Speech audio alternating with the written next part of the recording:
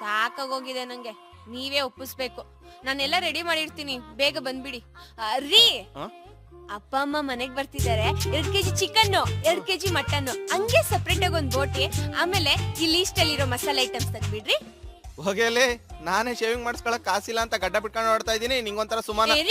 ಅದೆಲ್ಲ ನಂಗೆ ಗೊತ್ತಿಲ್ಲ, ತರ್ಬೇಕಷ್ಟೇ. ವಾರಕ್ಕೊಂದ್ಸಲ ಬತ್ತಾನೆ ಇರ್ತಾರೆ. ಮಟನ್ ಚಿಕನ್ ಬೇಯಿಸಾಕ್ತೀನಿ ಅಂತ ಬರ್ಕೊಟ್ಟಿದ್ದೀನಿ ನಿಂಗೆ ಅಲ್ಲಿ.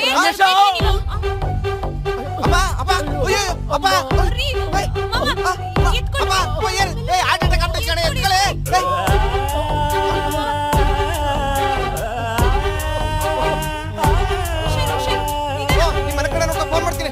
ರೆಡಿ ಗುರು.